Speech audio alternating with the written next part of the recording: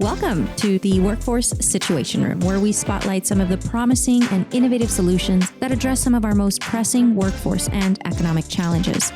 Our mission at Workforce Solutions Borderplex is to power businesses to prosperity by empowering people with tools and opportunities to reach their potential in the workforce. I'm Bianca, your host, and I stand alongside our ladies of leadership at Workforce Solutions Borderplex with Leila Melendez, our CEO, Alma Aranda, Workforce Development Director, and Karina Castillo, our Senior Research Analyst. In this room, we all believe every situation has a solution. For today's episode, here's the situation. All right, well, we've got quite the crowd here for our Workforce Situation Room, which we're doing in partnership with our Off the Clock Episode 3. And here's what we have today. Sergio is one of our participants from our youth program with IT. We have Odette, our youth program coordinator, Lily, VP of Bitwise, and you all recognize Alma and Leila, and I'm Bianca, your host. And I want to talk a little bit about Bitwise today. They're a company that's just moved into the region. And Lily, if you can tell us a little bit about what you've been experiencing, how long you've been here, and kind of what that's been like. So Bitwise started here, we did our official launch in March. Since then, we really kind of have been taken on a whirlwind and really trying to build name ID within the community. Bitwise is a for-profit company, but mission-driven with social impact at its forefront. So what we like to do is to go into underrepresented, underestimated cities and really bring up the workforce that has often been overlooked and upskill them in tech or tech-adjacent jobs. Cool. And you said underestimated, and I also see that underdog is a term that you use. What was it about El Paso that attracted Bitwise over? I think it's one of the things that I always tell people. I'm like, when they're like, oh, El Paso, why El Paso? Why not El Paso, right? It is a city that looks like it's a microcosm of what the rest of the United States is going to look like. If anything, we are at the forefront. And we should take that into what we do and with pride. So we do vet our cities thoroughly. We look for places that our model would have an impact that would be a positive impact for the community. We also look at cities that have a large minority base or underrepresented communities, whether it be a large base of women that are unemployed, LGBTQ+, foster, formerly incarcerated. Those are the cities that we look at. We also look at to see if there's really buy-in from the rest of the community, right? Do we have support from local leaders, from NGOs, from other nonprofits, from government entities? And once we get that and we really feel like it's a good fit, then that's when we choose our cities. I love that. I feel like the bigger the underrepresentation and the bigger the minority, the more of an opportunity for a solution and a better outcome, right? So I love that you do that. And when you say microcosm, is it because of the minority? Like, is that what the country's looking to be like in terms of Hispanic domination? Not Hispanic domination. I'm not going to say Hispanic domination. But say it. Maybe I did mean that subconsciously, but I mean just that being the fastest growing population. Yeah, and I mean in Texas, really, we are a majority minority state. We have one of the largest border cities. There's so much economy, growth, development that can be in these situations. I know, we talk a lot of times about the population size in terms of, yes, numbers of people, but also the demographics and the geography of the space that we live in. And we are larger than some of these like Boston, Seattle, but yet we're not necessarily there economically as to where they are. And that's something that we hope to be able to be an additive to what is already happening on the ground with organizations that are doing the work. So I know it hasn't really been many months that you've been here, but what's happened since your arrival? A lot of times when we first got here, it was this like, oh, Bitwise. And, and maybe the name or people just don't know, but they're like Bitcoins or you have cryptocurrency. And so a lot of the first couple of months was really educating the community on who we are and what we do. And it is a lot because we do kind of go into, there's 3 pillars to our organization. So there is a real estate piece, there's a workforce, and a tech consulting piece. And when you're trying to describe that all in kind of like the elevator pitch, it never happens. So unless you're going to like the 187th floor, then you could probably be able to tell everybody what we do. But we look at these cities that are underestimated, that have the talent, that just, if you look at the census, really the numbers here in El Paso, the scalability is tremendous because we have a large population that have either just have a high school diploma or just have some college. So a lot of times the folks or the businesses that don't look to recruit in those areas, that's where we want to recruit, and that's where we want to uplift our communities. So you've had an opportunity to start recruiting. I know you've been working with Odette a little bit. Odette, what's that been like, working with Lily, working with Bitwise, and what's that experience been like? So we want to offer this opportunity for youth in our area, and all youth, but in particular our opportunity youth.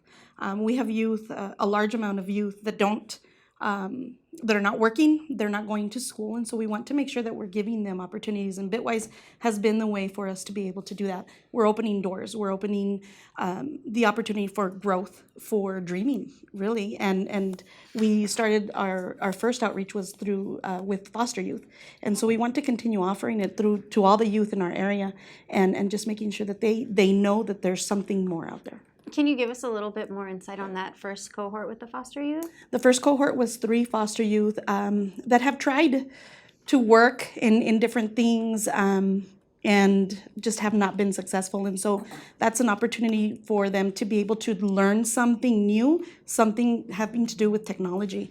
And so it's something that may interest them a little bit more. And so we want to continue offering it to more youth. Not just foster youth, but all youth in our area. Giving them the hope, and Exactly. especially somewhere where there isn't a lot of stability. I think Bitwise is doing that and bringing that training opportunity. Mm-hmm. And one of the things is that Bitwise is giving them the opportunity where they may not have the opportunity to pay for college or for a more expensive training. Bitwise is giving them the opportunity to obtain that training. So what are some of those trainings, just out of curiosity? Just what are some of the elements of the training?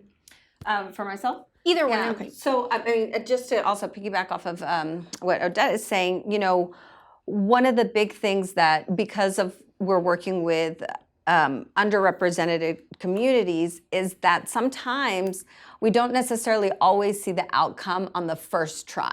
And I think that's really important because one of the things, and I know we had this conversation, is that, we went through hoops to try to get these folks in because we were not going to be the ones that promised them something and didn't deliver.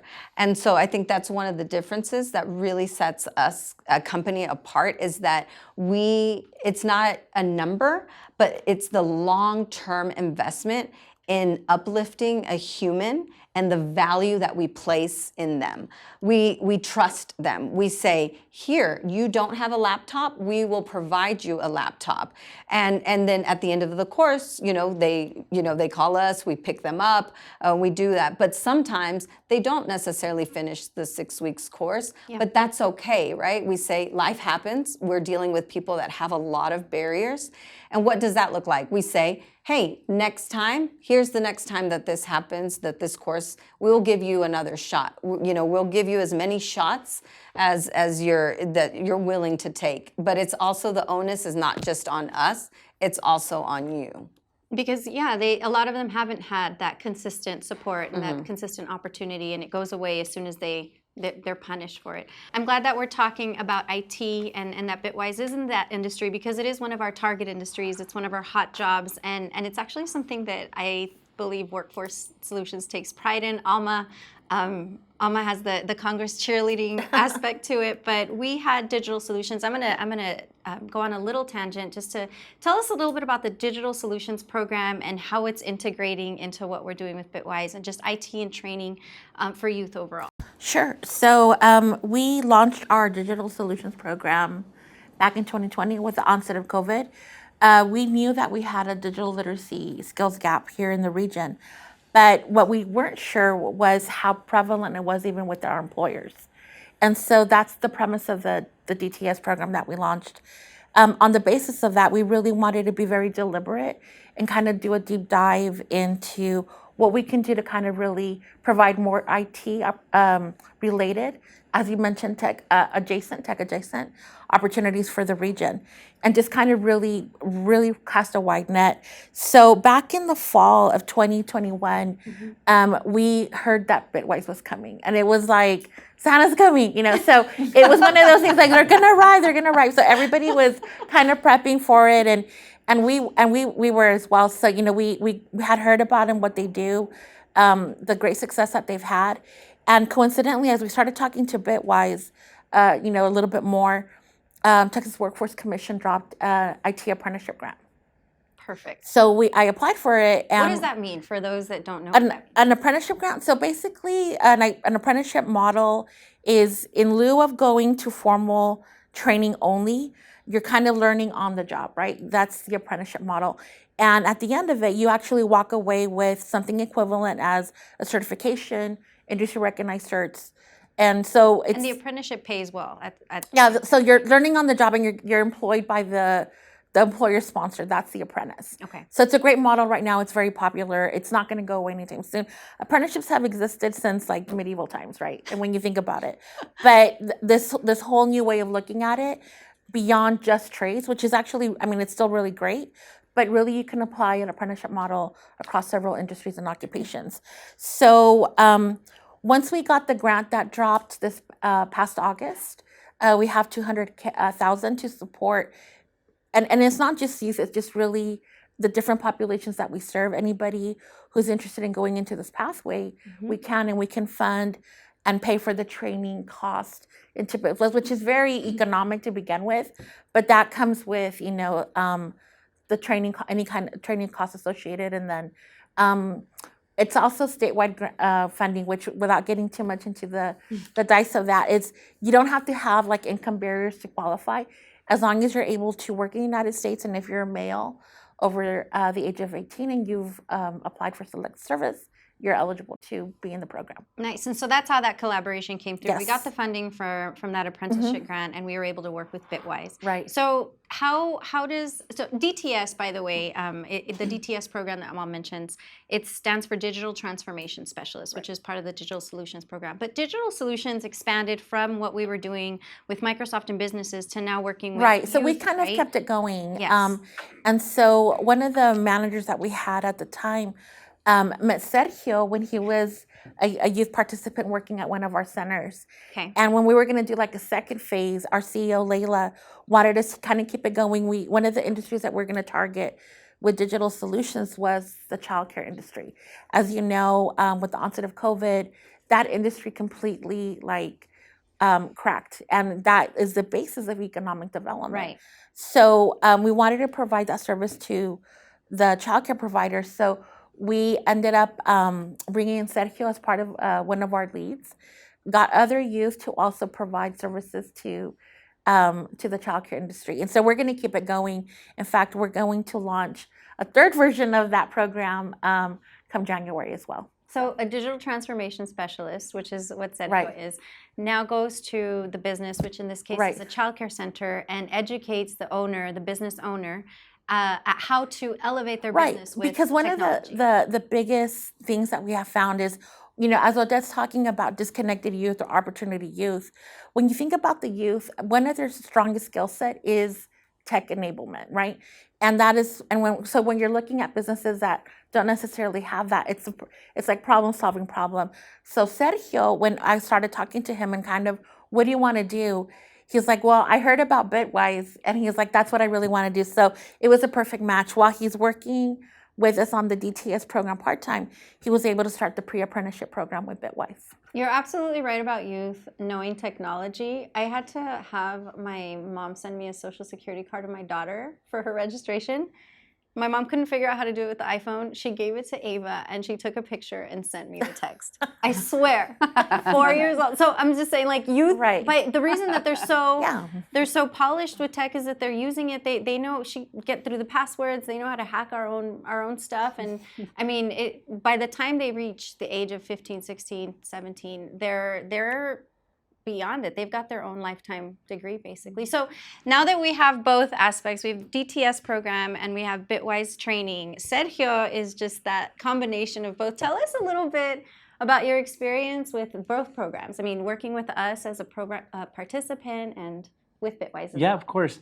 My journey with WSB has been very interesting and very fast-paced.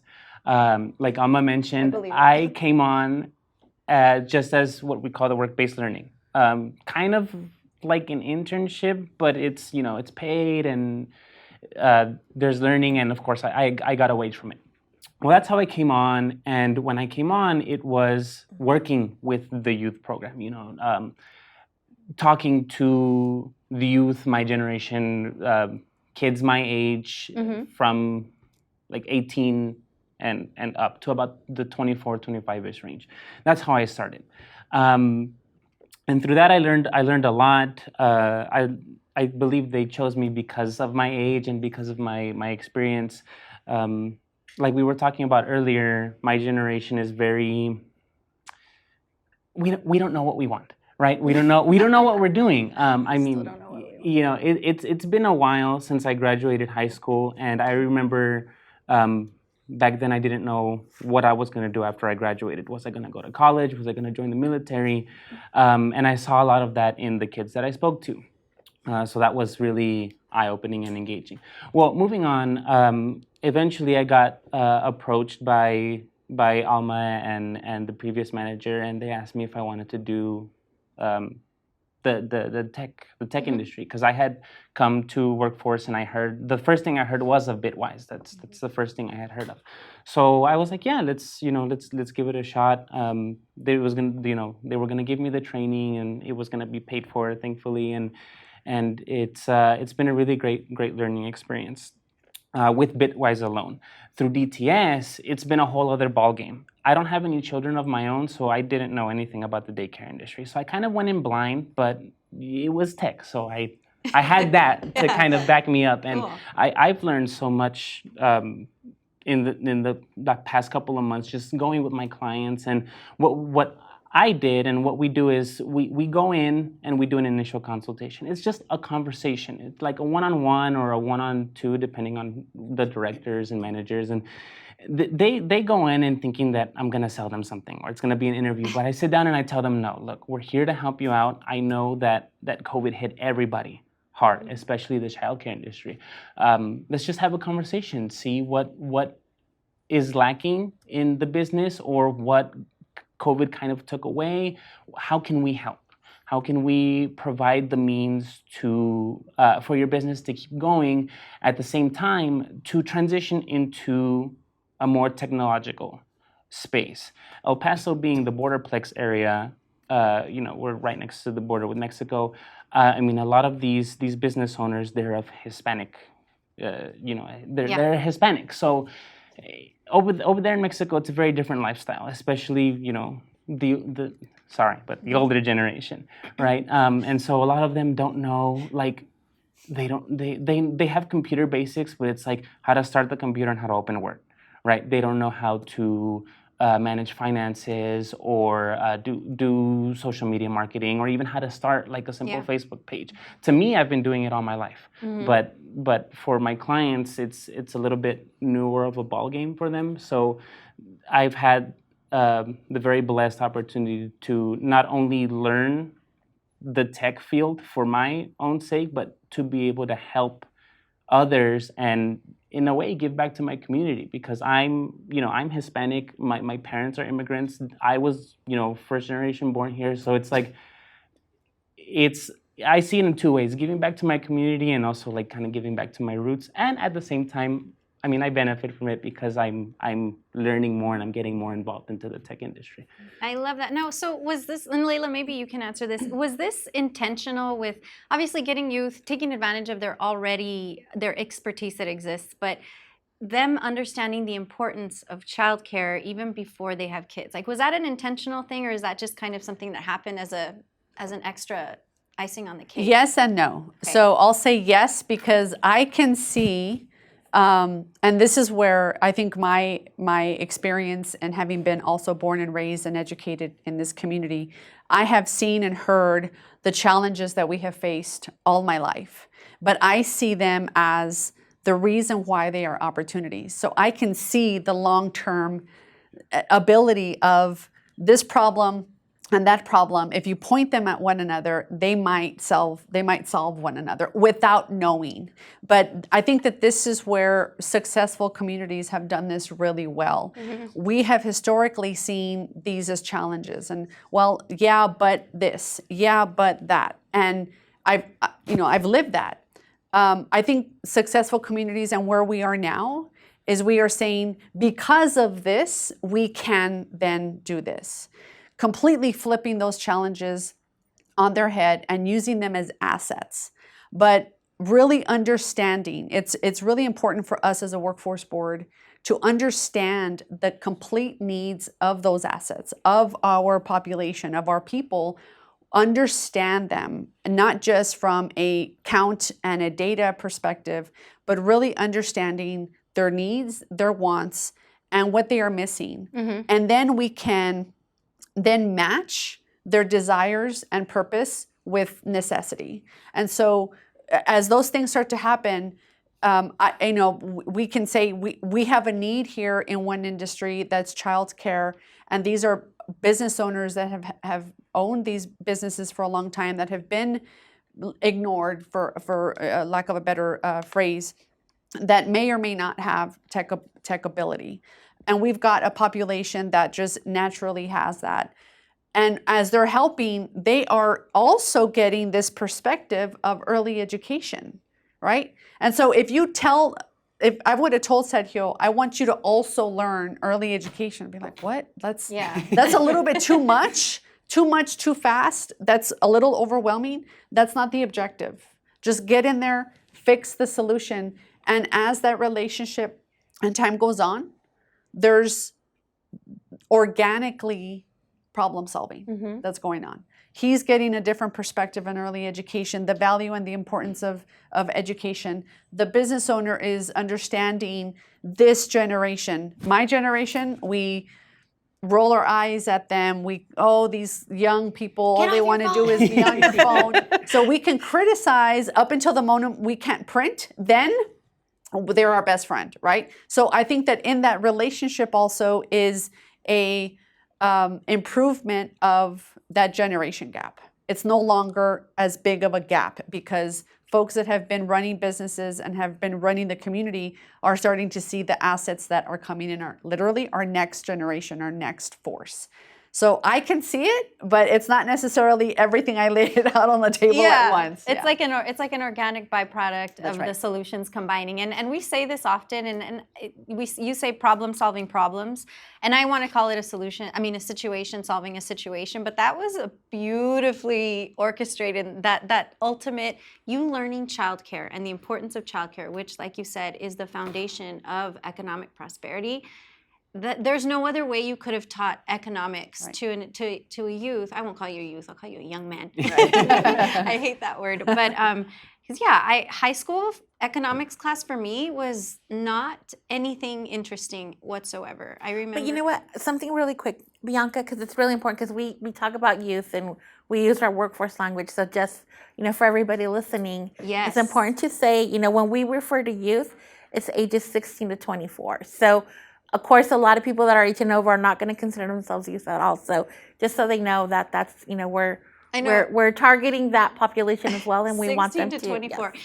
And Odette, you're the youth program coordinator. We need to change your job title, I think. But what terms do you use when you're working with youth or young adults? With young adults. Young adults. See, I did it again. It's kind of one of those things. Yeah. I also wanted just to mention that this is what, like I said, talking about communities. We are coming up with solutions that make sense for the Borderplex region. It may or may not work, and it may not be something that you can copy and paste in another community, but that's what makes it valuable and important for this region, is we're doing it for us, and because this is what we need and what we want. And I don't know the long-term outcome. I just know that an outcome is possible. Let it let it go. Let's mold it and modify it as we are progressing, because that's where a lot of learning comes from, a lot of growth and a lot of strength, and the willingness to be agile is a key component in any of our projects. Because if you just stay so structured, then you don't get uncomfortable, and some of those lessons learned or mistakes that we make is where improvement happens. So I think that's something that I've also seen from all of these programs, from DTS, from the childcare industry. All of these things are lessons learned in every single one of those, and you end up with a really, couple years later, some really fantastic changes. Also, Bianca, something I wanted to mention was, with the onset of COVID, I mean, we've been talking about, Industry 4.0, forever, right? But definitely the acceleration that COVID brought in. And so it's really also important to mention that IT, it's its own sector, but IT spans across every single employment category and occupation. So right. you might, if somebody is interested, I don't want them to think, we talked about this earlier. It's not in some dark room, like, being an ethical hacker, No, it's not like that, not at all. I mean, you could certainly do that. There's a demand for that. And just kind of, premising on our hot jobs. I mean, these are skill sets that do really span, everything. And so we have our hot jobs list. There's 11 different categories on that list, but each one can definitely be enhanced with tech skills, which is what you're going to get. The other thing that's really great, we were really excited about Bitwise, and this needs to be said, is where Bitwise has landed, the GDP has gone up, and and it's really important because, as when we're looking at GDP, and when we definitely do deep dive on data, we've gone through that before. Gross domestic product. So El Paso has been on a decline because most of our industries are service related, and that doesn't necessarily contribute to GDP, but tech does. So this is something really exciting for us because I really do think it's going to have such an impact in our region, transforming not just the lives of the individuals, but our ecosystem as a whole. And so some backstory on Lily is she's a transplant from Denton. So, and this is also a new role for her, working in IT and with Bitwise. So it's kind of cool that your launching city, or one among your launching cities, is El Paso. What are you seeing in terms of the needs or the opportunity that I mean, we talked a little bit earlier, and you have visions and wild imagination about what's to come for El Paso and Bitwise. Can you tell us a little bit about what you're envisioning? Yeah, when I first got, my background is in government and in nonprofit, just doing a professional development for elected officials and all that. And so, one of the things that we had this conversation about was really and in all sectors, right? We do focus on underrepresented communities, but even just what that means for anybody. When you think that, I know for myself, had I seen a posting of vice president for a tech company from California, this and that, I would have never applied because I would have been like, what? Oh, I don't know this. I can barely, I'm like, oh, do people still use MySpace? I don't know, right? But it was this opportunity that someone saw in me, right? And it was no, and I said, I was like, I don't know tech, and they're like, well, but you don't know that we need you. And I was like, okay. And I had this opportunity to really just be creative in my space. And I think that, one of the things that you said about being agile, really speaks to what Bitwise is. We talked about this, is that, I asked, what does failure look like? Because I wanted to be able to create a path of success. And I was told, failure is not being able to realize that the path that you're going in isn't working, and stopping, and then, being agile and making those moves. So I love, I say I came from the border too, the scary border, the one with Oklahoma. This border is fine. But it's that opportunity to, have and live in a space that is a community that is welcoming, that is that is, I say that abnormally nice. Like people here are the nicest people. And really not having folks being like, well, who are you? What are you doing? Instead, it has been this space where people are like, I'm excited that you're here. How can I help? How can and we how feed can you? we? Yeah, yes, that too, right? But I think that El Paso is in this really unique time of being, moving into the next step, into that next phase. We have all the partners, the universities, the community colleges, the people, the local, everybody has that same mindset of moving to that next phase. And so the creativity of, my wild imagination of like, I'm going to do this, I'm going to do that. Like, it's never been an issue of like, well, no, like you can't do this. And I'm not going to say what I'm going to do because then, people won't stay tuned and be excited about It involves Bitwise. food. Yes, there's always food, and there's always, music. And, we had a celebration not too long ago, just kind of thanking the community for allowing us into this space. And we brought in a young women's drum line, and we had, just a great celebration. But it's exciting. We are looking at developing and really igniting a community and looking at people for who they are and what their worth is, and giving them those opportunities in a high growth, high wage job that COVID has done, right? You can stay here. People want to live in El Paso, and you can stay at your house and be working for a company in Alaska or California, and tech allows that that ability for you to stay where you want to be. I was just going to say, I think the industry as a whole really encompasses everything that we have. I mean, we've talked about this before. I think STEM is in our DNA, right? Somebody earlier was talking about how the Chicano. That's like STEM. That's like STEM at its core. You know what I mean? We figure it out. We're resourceful. We've got the skills. We've got the work ethic. We've got the diversity. So we were DEI before DEI was like a thing. So all of those things I think are just like great assets that we're ready to highlight, to the world. I'm glad you brought that up, because my generation is known for two things: not caring about things enough, but when we do care, we're hyper focused on this. And being an El Paso native, born and raised here, and I don't really see myself moving anywhere anytime soon, I'm very passionate about something like Bitwise coming to our city, because we're a major city in Texas, but we're like the smallest major city. Texas is huge. In the time it takes me to cross to the other side of Texas, I'm already 2-3 states down in the other direction. And a lot of people don't realize that. Even here, we don't realize that. And when I first was, thinking about university, I was gonna do STEM. I was gonna be an aerospace engineer. I found out very quickly that engineering is not the thing for me. So I was caught in a limbo. And when Workforce brought this Bitwise opportunity to me, I thought, maybe tech would be the place for me, because I like computers, sitting at the computer. I like working with them. And I figured, tech is such an important industry in everything that we do, even though we may not realize it. So I gave it a shot, and it's been working great for me.